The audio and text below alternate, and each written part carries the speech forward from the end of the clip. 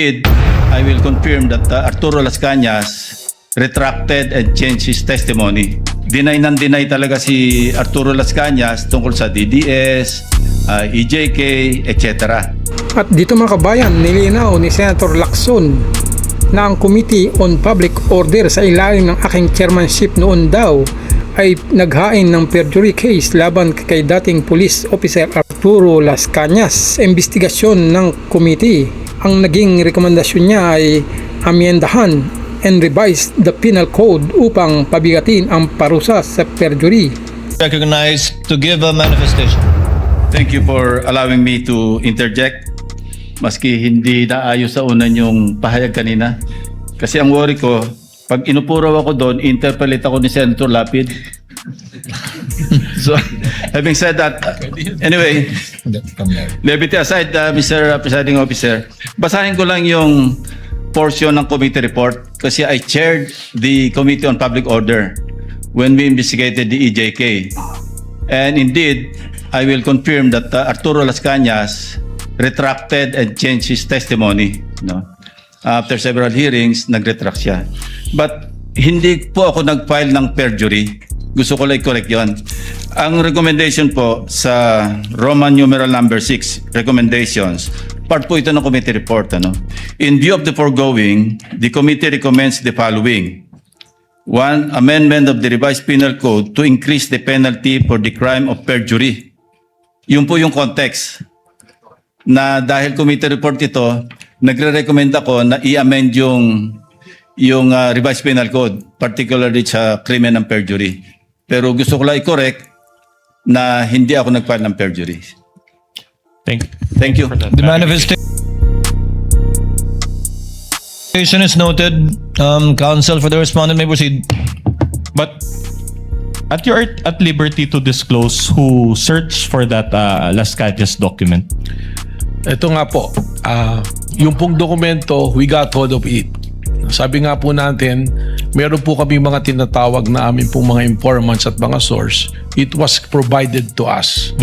Nung ibinigay po sa amin to, hindi naman po ibig sabihin ay amin kaagad itong paniniwalaan. Tama po kayo. Okay. That's okay. I can ask subsequent questions regarding to that. So actually my question is, after you had obtained this document, did you subpoena Las Cañas to verify the contents of those documents? Hindi po, sapagkat he is nowhere to be found. That's enough. So without verification, you decided to believe the contents of the document that you obtained? Again, ibabalik ko po ron sa 5 nating factors. Isinama lamang namin po ito, isa dun sa mga factors na sinasabi po natin, yung pattern of violence na tinatawag. At doon po, doon sa paragraph 270, sinasabi nga po na may kinalaman sa extrajudicial killing si dating Mayor Sara Duterte, at in fact, sabi pa nga niya, huwag nyo nang barilin, kidnapin nyo na lang.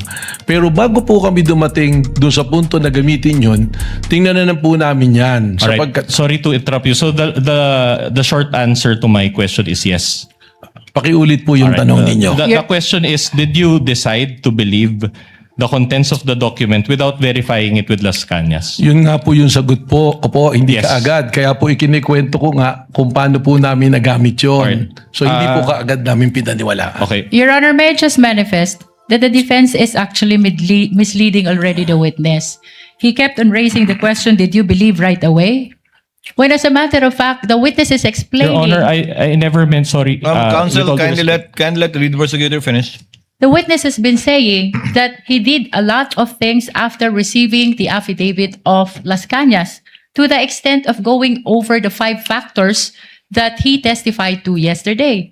But after that first question, so that means yes. The defense said yes to his question. Did you believe to that right away, to that affidavit? The position of the witness, Your Honor, is no. Short Because- rejoinder, Your Honor. Actually, asked and and answered by the witness. That is his response, counsel for respondent, to your question. Yeah. Move on, counsel. Yes, Your Honor. We are satisfied with that answer. But another follow-up question. So without verifying it, sorry. That's misleading, Your Honor. Allow him to finish the question, counsel. just on What the is the point- pleasure of Senator Judge Cayetano? Just on your ruling, may be clarified because the question was, pinaniniwalaan mo ba? Ang sagot niya, hindi ka agad. So counsel was asking for yes or no. I just want to be clarified. Hindi pinaniniwalaan agad, does that mean afterwards pinaniniwalaan mo na or never mo pinaniniwalaan? Just so that the record is clear. Just that clarification. There should be no. Thank you, Senator Judge Cayetano. Alan. Witness will please answer. Yes, Your Honor. Kaya ko nga po ikinikwento yung buong pangyayari para po makita kung paano po kami dumating dun sa punto na ginamit po doon sa pattern of violence yung pong affidavit na ito. So, liwanagin ko po Director Matibag. Opo. Hindi nyo agad pinaniwalaan nung simula, pinadaan nyo rin sa inyong SOP sa investigasyon, kalaunan, pinaniwalaan na ninyo at sa ngayon, pinapaniwalaan po ninyo yung nakasaad dun sa dokumentong yun. Kalaunan po, ito ay ginamit na namin na isa sa basehan po doon sa pattern of violence pagkatapos po namin idaan sa proseso po. So, pinaniwalaan nyo na, pinanghawakan nyo na, kumbaga. Sa ngayon po, tama po, Your Honor. Okay. And pinapaniwalaan yun without issuing a subpoena to Las Cañas and clarifying the matter with him. Ask and answered, Your Honor. It's a different question, Your Honor. We're already at this point. Witness may answer. Pakiulit po. So, you mentioned na pinapaniwalaan nyo na siya ngayon as clarified by the chair. So, are you saying that pinapaliwanaan nyo na ngayon without issuing a subpoena to Las Cañas and verifying it with him? Hindi po nag-issue ng subpoena kay Las Cañas, pero meron pong naging verification process. All right. But not with Las Cañas, who is the author of that document. As and answered po, Your Honor. The presiding officer would like to remind the witness to kindly avoid making a ruling for in behalf of the presiding officer. Pasensya na po, Your Honor. But the gentleman would have been correct. The presiding officer would have said the same thing. Thank you for saving me the trouble. But try to avoid that, Director Matibag. Sorry po, Your Honor. All right. Thank you. Thank Counsel you. may proceed. All right. Director Matibag, yesterday I identified 2 videos and you related it with the alleged pattern of behavior of VP Sara, correct? The first video that you showed, I think, involved the sheriff. Tama po. All right.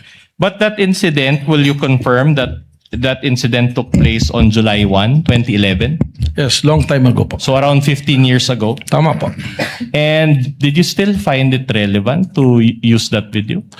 Under po dun sa 5 factors namin, ang tinitingnan po natin sa pattern of violence is the historical behavior. All right. Kasama po yun. With the permission of counsel for respondent, what is the pleasure of Senator Judge Ontiveros? If I may, Mr. Presiding Officer, before the defense moves on to a next question, just to ask a follow-up question of the previous topic. On this matter? On the matter of the Las Cañas affidavit, Mr. The Presiding lady Officer. may proceed with that question on Las Cañas only. Salamat po, Mr. Presiding Officer. Follow-up question, Mr. Witness. According to your testimony yesterday, you reviewed Arturo Las Cañas' affidavit as part of the larger investigation concerning the Vice President's capacity to carry out the alleged threat. Sa pagkakaalam po ninyo, Director, at batay din sa larger investigation na iyon, sinagot po ba ng Vice Presidente sa anumang paraan yung mga alegasyon sa affidavit na yon ni Las Cañas? Your Honor, marami po kasi kaming, yun nga po yung gusto kong ipaliwanag, marami po kasi kaming mga ikinonsider na tinatawag natin po na open source intel. Yan na po yung mga news, mga report. At nung tinitingnan po namin yan, si Arturo Las Cañas, meron pa po siyang lumabas na balita noon nung isinumite niya itong affidavit na to sa ICC. At maalala ko po, meron din po lumabas sa balita na mismong si Vice President Sara Duterte, parang sinasabi po niya roon na hindi ko kailangan ng DDS para gumawa ng kayang gawin ng DDS. Something to that effect po. Na-consider po namin lahat po yan.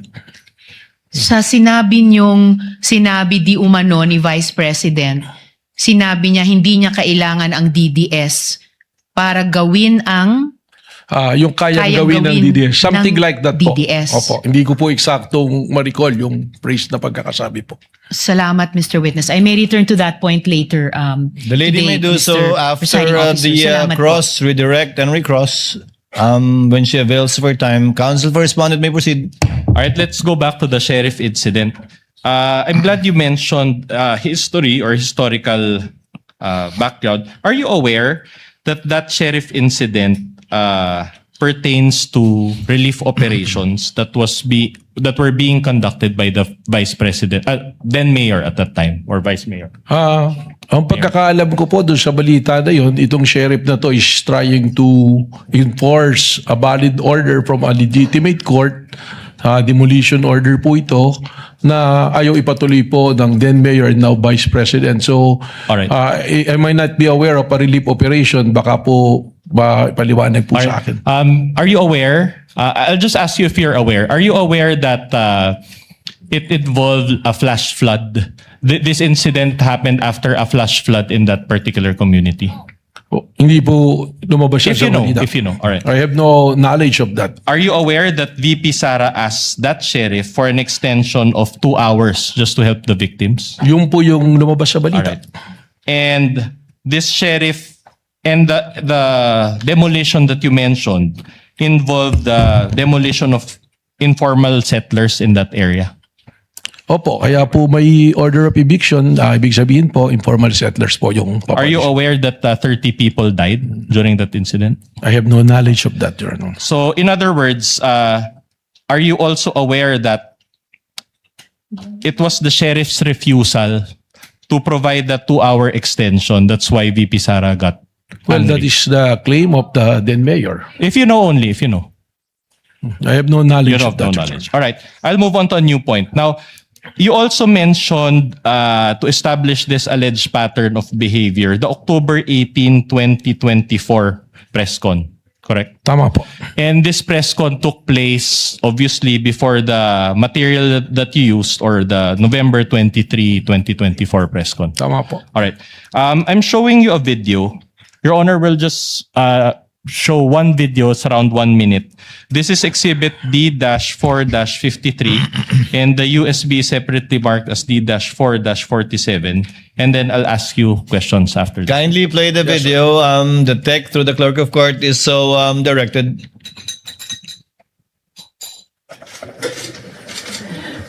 Inulit ng bata, louder this time. Mr. President, can I have your watch as a graduation gift? Nasagot niya. Why? Why will I give you my watch? At that point, may sakit na ako. Wasn't feeling very well. Nandun lang ako, nakakatayo ako dun kasi nagkamot ako.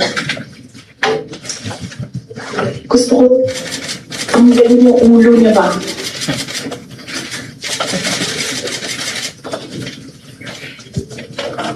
I realized toxic na yung relationship.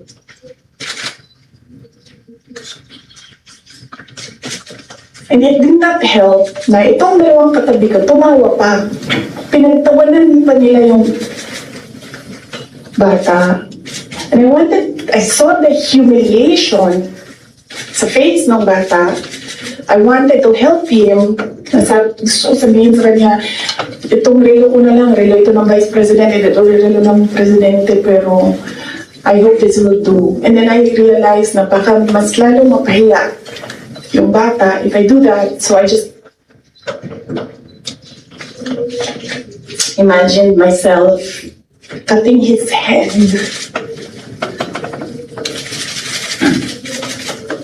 Gusto ko ganun din ang All right. So is this the First of all, did you watch this whole video, Director Matigo? I've watched not the entirety of the video. Not the entirety, Yeah. because it's a long video. It's That's correct. almost 2 hours. But my question to you is this: is this the video where you based your finding that VP Sara said, gusto kong tanggalin ang ulo niya, imagine cutting his head off? Is this the one? Yun po. Alright. Yun po yung video na yan. And will you agree with, wasn't this press con heard by the general public? Opo. And didn't VP Sara say her statements in jest? Well, It's speculative, Your Honor. Honor, the witness is smart enough and competent enough to answer. Nevertheless, Your Honor.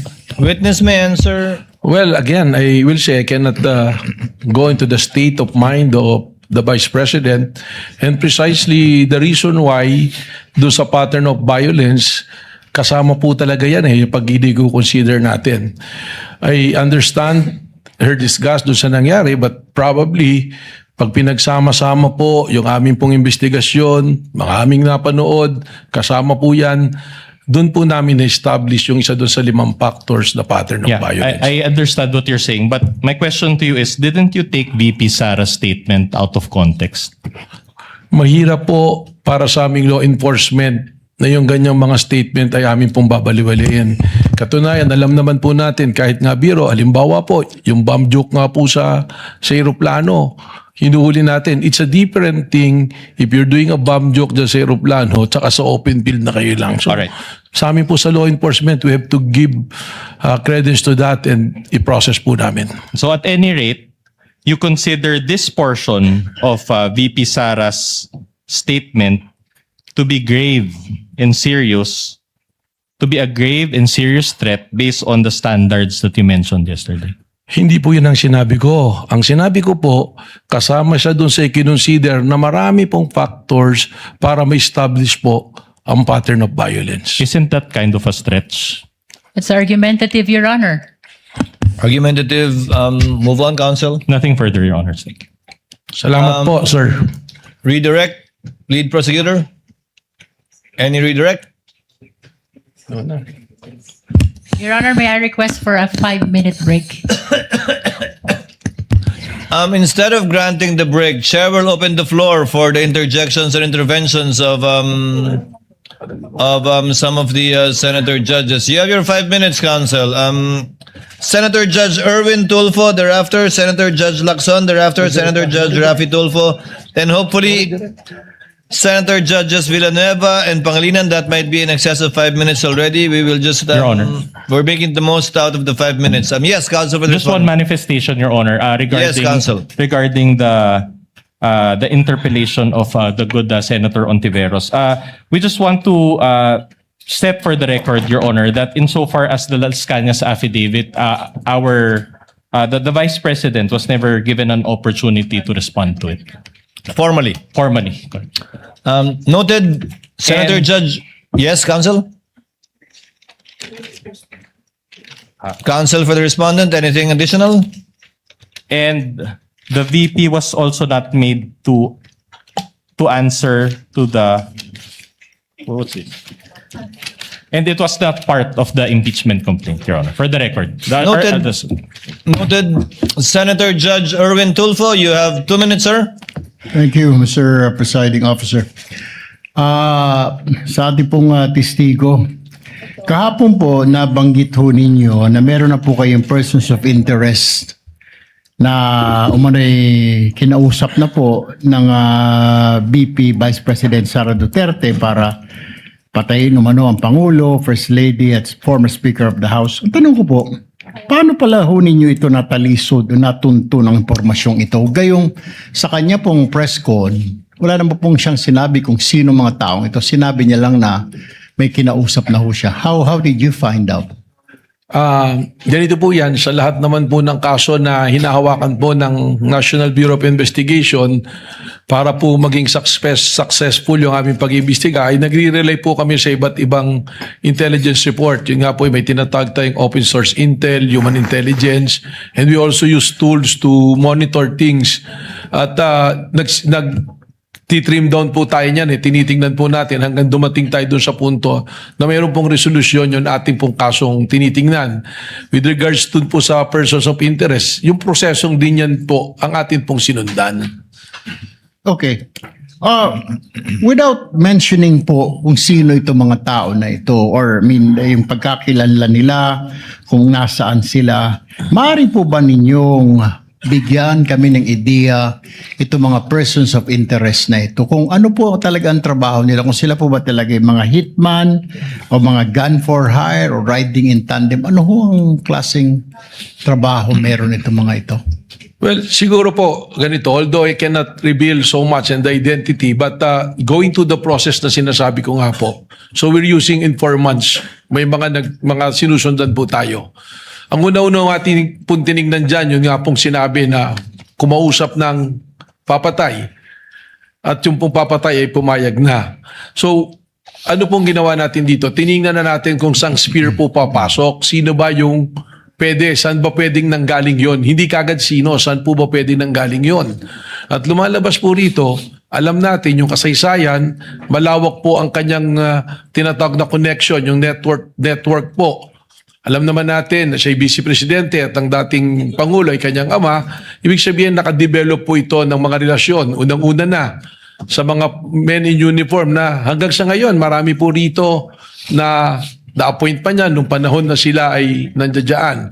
Nandiyan din po, binanggit ko yung Vice President Sara sa security group at yung pong mga double death squad. So tinignan po natin at tinignan by process of elimination yung mga tao po na maaaring dun nang galing or maaaring nakakaalam. And by process of elimination, nag-start po kami maraming individuals hanggang sa matrim down po namin ng matrim down hanggang sa ngayon. Kaya sinabi ko po kahapon sa kagalang-galang sa katanungan ng ating Senate President po, gaano ba katagal pa to? And I said, we have great progress. Dahil lang simula po kami sa marami ngayon na trim down na po namin sa iilan na personalidad po. Okay, panghuli ang pangalawa sa huling katanungan ko po, Ginoong Testigo.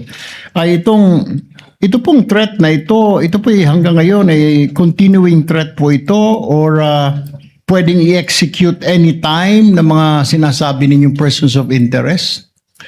Yun na po yung atin pong pangamba na nakikita. Because hindi po natin nakukuha. Sigurado po tayo na may kinausap at pumayag, subalit yung pagkakakilanlan ng taong kinausap ay hindi pa rin po natin nakukuha. So ibig sabihin po, yung threat po na ito sa Pangulo is a continuing and active threat po and serious. So yun po yung gusto nating i-address dito. Panguling katanungan na lamang, Mr. Witness, naimpormahan na po ba ang Pangulo at ang kanyang PSG para alam ho nilang kanilang gagawin at hindi po sila malingat sa kanilang seguridad? Meron po kaming tuloy-tuloy na pakikipag-ugnayan sa ating sa palasyo po. I will not mention who exactly yung mga kausap po namin doon, but there's always continuing threat assessment po na ginagawa po kami. Thank you, Mr. Witness. Presiding Officer, thank you. Thank you, Senator Judge Erwin Tulfo. Senator Judge Lacson. Thereafter, we will recognize first, with the indulgence of Senator Judge Raffy Tulfo, the lead prosecutor for her manifestation. As I understand, she asked for time for a huddle to determine whether she will still conduct redirect. So, Senator Judge Lacson is recognized. You have 2 minutes, sir. Thank you, Sir Presiding Officer. Follow-up lang ito doon sa mga points raised by Senator Judge Raffy Tulfo kahapon relating to 3 similar cases. Ronald Mas, Mayor Baste Duterte, saka BP Sara. Hindi ko na bibelabor yung Ronald Mas and Mayor Baste kasi aware naman ako doon sa Rule 113 Section 5, yung sa warrantless arrest, na hindi pwedeng apply. Nagkamali nga yung NBI kay Ronald Mas, kaya na-dismiss yung case, di po ba? But I'm more interested in the cases of Mayor Baste at saka kay BP Sara. Kasi almost similar yung kanilang mga sinabi, pero I'm just wondering why you did not investigate Mayor Baste, pero si Mayor Sara, hindi lang kayo nag-investigate, nag-repair pa kayo ng complaint sa DOJ, hindi po ba? Yun po yung amin pong ginawang investigasyon ay doon na po sa threat na sinasabi namin na pangkalawakan. Yun dito po kay Mayor Baste, kaya hindi po natin na inimbestigahan, isinasama po namin dito sa task force na ito to come out with the report eventually, but we have coordination also po with other agencies. Yes. So walang ongoing law enforcement investigation against Mayor Baste? Kasama po dito sa ano po namin sa special task force po. Yung bang special task force, and this was, this was also raised by the presiding officer nung nasa lounge kami kanina. Na-form ba ito in relation to or in reference to the case of Mayor Baste o kay Vice President Sara? Yung pong trigger point na nangyari dito ay yung pong kay Mayor Basti po. But prior to that, we are continually monitoring the threat. Kasama po sa aming pag-uusap yan. In fact, yung pong aming reporting ng records as early as nung nag-assume po ako ng February, mga first week pa lang po ng March, kasama na po sa reporting yung mga threat assessment. But nung napansin po namin na itong rage rally na to can escalate to a bigger threat to the national security, dun po namin ipinasok ito. So mas ang ginamit nyo yung kay Mayor Baste as an open source kesa sa mag-file kayo ng criminal complaint against Mayor Baste. Ganun po yung naging process namin dito, but eventually we have an agreement within us that if we can establish that the elements for grave threat will be there, we will be contemplating also on filing a grave threat and inciting to sedition as well. Pero halos pareho eh. Kaya iniisip ko, baka meron double standard. Bakit kayo nag-focus kay Vice President pero hindi nyo in-apply kay Mayor Baste? Halos pareho sinabi nila eh, na maliwanag naman, bukod doon sa January 2026, na ulit pa ng April 12, di ba? Na sinabing Romanov, threat against the first family, nasundan pa ng pupugot, ang kailangan lang namin yung ulo. So pero kay Vice President, halos ganun din eh. Pero bakit inimbestigahan nyo kay Vice President Sara at nai-refer nyo na sa DOJ for PI, pero yung kay Mayor Baste parang unlevel, nasa law enforcement investigation pa rin? Sapagkat ang isa pong dinedevelop namin dito na jury po is yung sabwatan. And alam po natin, if we go to court using the theory of conspiracy, medyo mas mahirap po na ipasok na kaso. Kaya it taking much time to develop the case po. May request for additional time, Mr. Presiding Officer. Punta lang ko kay Las Cañas. Opo. Okay. Yung kay Las Cañas, ginamit nyo yung kanyang affidavit na sinabit sa ICC. Tama po. Parang pang-open source. Tama Not for po, sir. anything, di ba? Not for anything po. So yes, walang sir. evidentiary value ito. Yun po ay ang basehan namin, kaya po namin iprinisinta. Isa po sa naging basehan namin dun po sa, isa nga dun sa 5 standards po natin na pattern of violence po. Pero wala kayong intention na kung magpapile kayo ng kaso, isasabit yung affidavit niya na sinabit sa ICC. As a matter of preference lang po for the purposes of establishing the pattern of violence. But to directly papanagutin po sa isang criminal or what, sa palagay ko po baka po hindi ito tatanggapin ng korte po. Yeah, kasi kung open source, hindi nga tatanggapin ng korte. Tama po. Kasi kung open source, kung nag-extend pa kayo, in-expand nyo yung open source information gathering, dapat sana nireview nyo rin yung aming committee hearing dito. No? Yung na-mention kanina ng defense na initially, deny talaga si Arturo Las Cañas tungkol sa DDS, EJK, etc. Eventually, nag-retract siya talagang 180 degrees. No? Sinabi niya, totoo yung EJK. Hindi ba dapat part din nyo ng open source information gathering ninyo? Tama po. Actually, nung binasa po namin yung affidavit, may isang paragraph doon na nagtukoy nga dyan na nag-testify as binawi.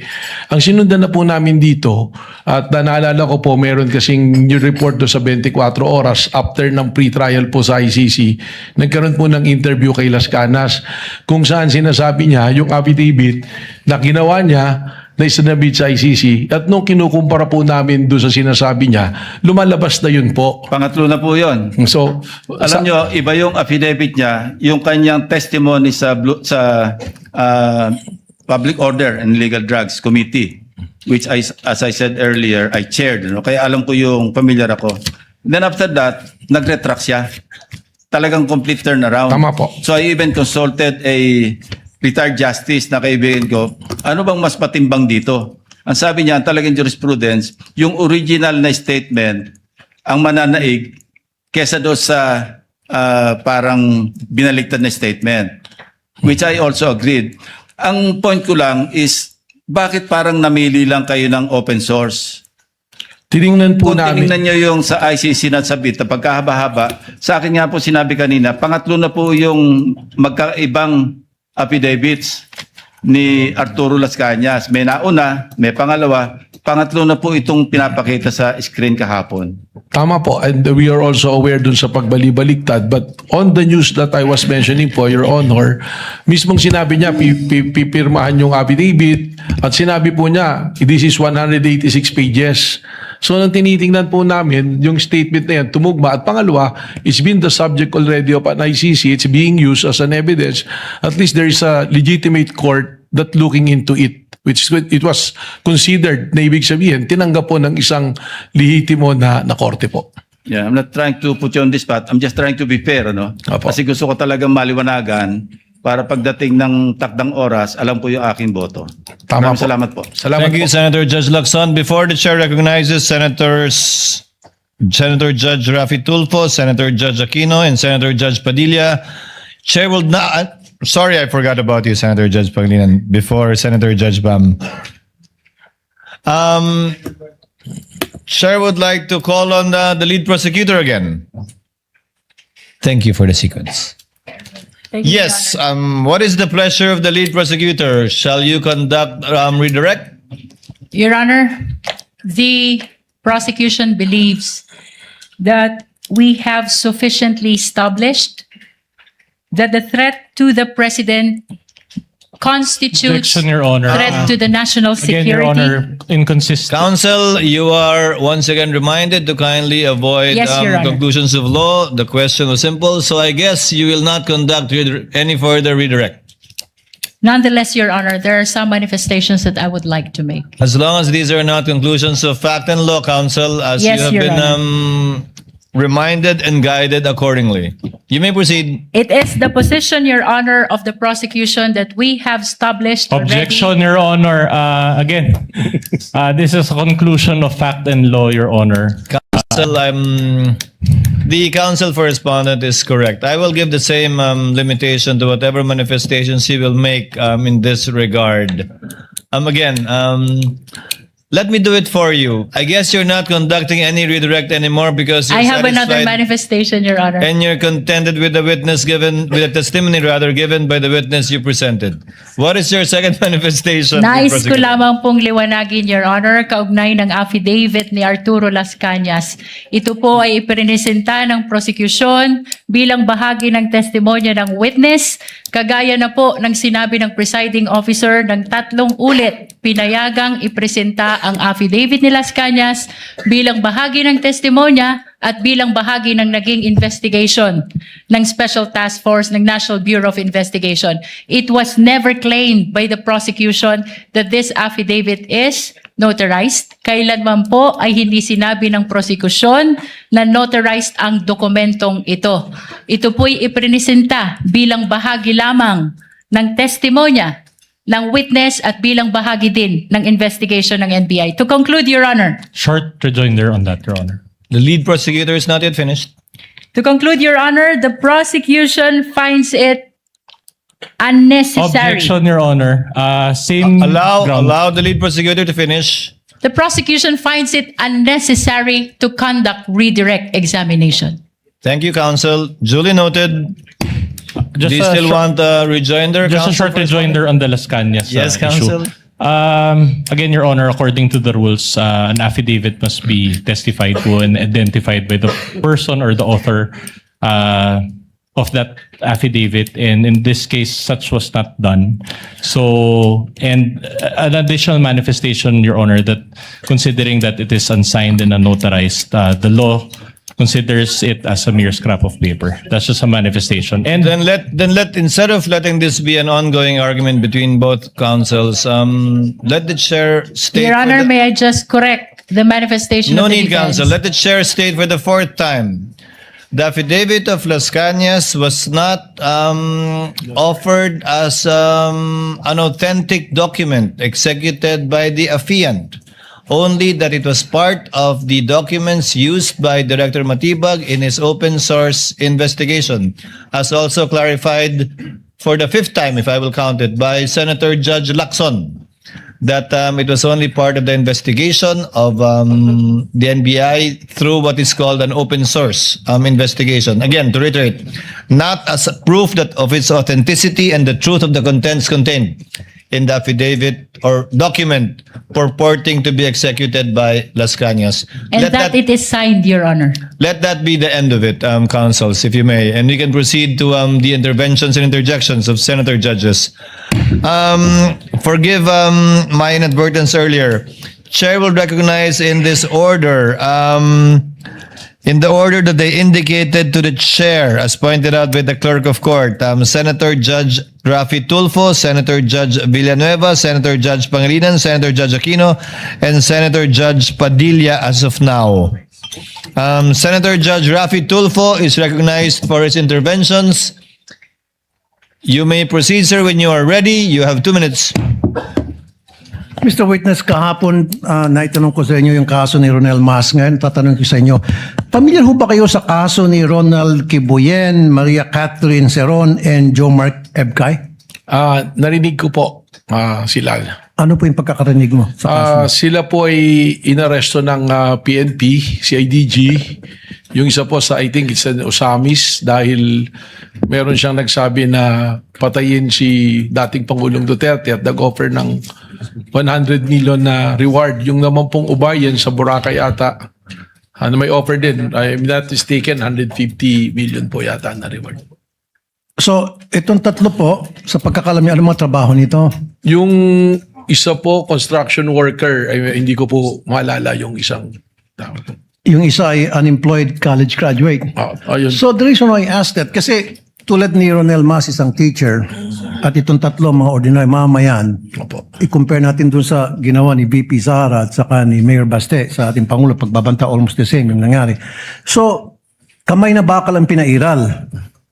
Kapag mga ordinaryong mahirap na mamayan, ang pinapairal ninyo dyan sa law enforcement. Pero kapag makapangyari ang mga tao, you treat them with kids' gloves. Why is that? Respectfully po, Your Honor, unang-una, I cannot speak to the behavior of the law enforcement at that time. But I agree with you na yung pag-aresto po sa kanila is warrantless arrest. That's the reason why na-dismiss po lahat ng kaso na yon. Yung sa ngayon naman po, yung mga pangyayari na ito, we go to the case build up and file a case. Katulad po nung nangyari kay Vice Presidente, meron pong nakapending ngayon na kaso. At kung ito po ay may file sa korte, that is the time that the court will issue a warrant of arrest. So meron po tayong prosesong sinusunod po. Mali nga yung pagka-aresto. Actually, warrantless arrest yung nangyari noon. Pero meron bang nag-utos why it was done by the law enforcement people at that time? And what's the difference between the law enforcement back then and the law enforcement people now? Well, I can only speak po for my bureau na NBI. We are making sure that we are following the process and the law. In any case, wala pong malaki o maliit na kaso. Ang tinitingnan po lagi natin dito ay ang ebidensya, ang batas at ang prosesong dapat pong sundin. Okay. I'll give you an example. Halimbawa, yung nangyari ngayon na pagbabanta sa ating Pangulo, nangyari noon sa panahon ni Pangulong Duterte at nagbanta si Leni Robredo. Halimbawa lang, of course, Leni Robredo would not do that kasi I know, wala sa karakter niya. Nagbanta si Leni Robredo kay Pangulong Duterte at matindi yung outburst niya at pagbabanta. At ganun din naggagawa ng follow-up ang kanyang anak. What would have happened? Sa tingin niyo ba, possible na merong gagawang pag-aaresto si PRD tulad ng ginawang pag-aaresto doon sa mga teachers, sa teacher, construction worker, at unemployed college graduate? Well, respectfully, it's calling for an opinion but siguro meron po akong pwedeng pagbasihan. Base na rin po sa inyong sinasabi na construction worker, teacher, ay inaresto dahil sa banta. Posible po. May possibility na baka arestuhin po kaagad ang Vice Presidente noon. Thank you, Mr. Witness. Thank you, Senator Judge Rafi Tulfo. Senator Judge Villanueva, may proceed with his interjection when he's ready. You have 2 minutes, sir. Thank you, Presiding Officer, Mr. President. Just two quick questions to our dear witness. Your Honor, malaking bahagi po, Director Matibag, nung sa talakayan dito sa korte at ng buong sambayanan, whether or not natukoy na ba yung sinasabing alleged tinutukoy ng pangalawang Pangulo doon po sa kanyang video. At binanggit niyo po na may inaasahan po kayong development sa loob ng 3 hanggang 6 na buwan. Maaari po ba niyong paliwanag, Director, sa pangkalahatan lamang po kung ano po yung layunin ng mga natitira pang bahagi sa investigasyon po ninyo? Just to clarify lang po, no? Kasi when you testified that the individual's identity will become clearer, does it mean, sir, that the Bureau is now focused on confirming or verifying the identity of a particular individual referred to by the respondent rather than determining whether such person exists in the first place? Kumbaga po, yung tanong lamang po dito, sinasagot po ay sino na yung kinontrata rather than hindi po yung meron nga bang kinontrata? Your Honor, 2 bagay po para makarating po tayo dun sa kasagutan sa inyo pong katanungan. Una, sinabi ko nga po with certainty, meron kinontrata. Ano po yung basihan?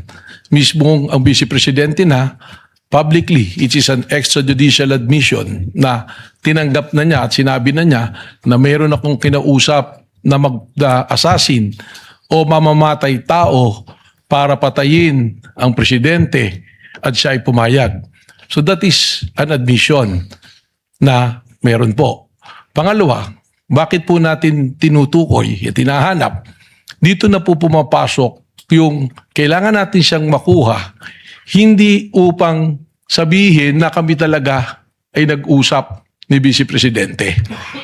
Kasi yun naman pong sinasabi ko nga, yung pag-uusap na may papatay at hindi naman nagawa, wala naman po tayong pinag-uusapan na krimen doon. Pero ano po ba ang tinutugunan namin sa paghahanap namin sa tao na yon, sa individual na yon? Yun na po yung sinasabi namin that we have to address the issue of national security, the safety of the President, which is a primary mandate of the National Bureau of Investigation. Sapagkat ang banta po sa Pangulo, kapag ito ay seryoso tulad po nitong banta na ito rin po ay magdadaos ng ligalig, kaguluhan, at disrespect po sa ating law and order. And that is the very purpose of the existence of the National Bureau of Investigation. Yung binanggit niyo na may mga persons of interest, so yun nga po, no? Tinutumbok na po nito na nandun na po kayo dun sa sino ang kinontrata rather than meron nga bang kinontrata. Tama po, Your Honor. Thank you, Director Matibag. Nabanggit niyo po kahapon din yung parte ng network ng respondent na tinatawag na Davao Death Squad. Batay po ito dun sa ebidensyang nakalap po ninyo, sabi niyo sa NBI, at meron po kayong nakikitang impormasyon na nagsasabi gusto kong malaman kung meron po kayong nakikitang impormasyon na nagsasabi na aktibo pa rin po ba ito nung 2024 kaya naging part ito ng inyong assessment sa kapasidad ng respondent? Sa amin po investigasyon lumalabas na meron pa pong mga existing. At katunayan, without naming names, ganito po, ilagay na natin sa konteksto na nagsimula po kami sa maraming pangalan and we narrowed it down. Siguro ito na inaantay ng marami rin na finally ma-identify natin. We are narrowing it down already to less than 20 individuals at may mga pangalan na po kami nito. Sa katunayan po, yung iba po rito, kausap na po namin yung kanilang mga pamilya o kakilala. So, ganun po yung proseso. That's why sinabi ko, baka in 3 to 6 months, we can finally identify kung sino yung personalidad na yun po. Let me wind up, Mr. Presiding Officer. In relation again to the Davao Death Squad that we were talking about, aktibo pa po ba sila noong 204? Aktibo pa rin po ba sila sa kasalukuyan sa inyong nagpapatuloy na investigasyon? Tinatanong po natin ito, Ginoong Pangulo, para malaman natin kung yung ginamit po National Bureau of Investigation ay base lamang dun sa historical background na binabanggit po kahapon o meron po na nakalap na mga bagong impormasyon ang NBI na hiwalay na impormasyon tungkol po dito? Well, again, kanina po tinanong po ng kagalang-galang Senator Erwin Tulfo, we are not limiting it to the Davao Death Squad. Sabi ko nga po, meron pong mga aktibo pa sa serbisyo na men in uniforms at kasama rin po dito ang Vice President Sara Security Group po. So even those who are actively involved right now men in uniform, is that what you're saying? That is something that I can say because general naman, it will Kindly not go wind to the up. identity. That will be Meron all, po. Mr. Presiding Officer. Thank you, Director Salamat Matibag. po. Salamat po. Thank you, Senator Judge Villanueva. Senator Judge Aquino is recognized. You may proceed, sir, when you're ready. You have 2 minutes. Maraming salamat, Mr. Presiding Officer. Isang tanong lang po kay Director Matibag. Doon po sa AO11, nakalagay po doon yung mga miyembro ng task force, no? At yung isang miyembro po doon ay mula sa Transnational Crime Division.